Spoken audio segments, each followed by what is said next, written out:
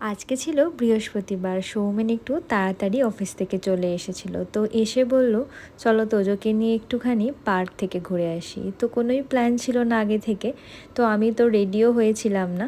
তো ও বলাতে হঠাৎ করে আমরা তিনজনে রেডি হয়ে তোজোর জন্য একটু খাবার বানিয়ে প্যাক করে চলে এসেছি খুবই কাছের একটা পার্কে।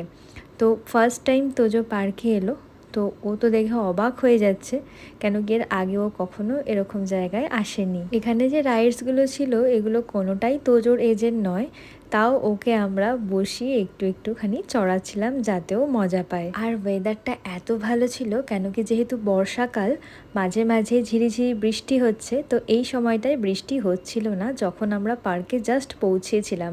আর দারুণ হাওয়া দিচ্ছিল, ঠান্ডা ঠান্ডা ওয়েদার, খুব ভালো ঘুরেছিলাম। হঠাৎ দেখলাম বৃষ্টি এসেছে, তো তাড়াতাড়ি করে একটা শেড করা ছিল, ওর তলায় গিয়ে আমরা বসে পড়লাম। আর আমাদের সাথে অনেকেই যারা পার্কে ঘুরছিল সবাই এসে সেখানে দাঁড়িয়ে পড়লো। আর এই যে তোজো এখন দাঁড়িয়ে দাঁড়িয়ে বৃষ্টি দেখছে। কিছুক্ষণ ওখানে ওয়েট করার পরে বৃষ্টিটা যখন কমলো, আমরা আবারও বেরিয়েছিলাম। তো পুরো গ্রাউন্ডটা ঘুরেছি, অনেকটা বড় এরিয়া জুড়ে। আর তারপরে তো তোজোকে ছেড়ে দেওয়া হয়েছিল, ও একা একা নিজের মতো খেলা করছিল নেচারের সাথে। পুরো ছাড়া পেয়ে তোজো তো ঘাস, মাটি, পাতা, বৃষ্টির জল সব কিছু নিয়ে খুব সুন্দর খেলেছে। সব মিলিয়ে আজকের দিনটা খুবই ভালো কাটলো।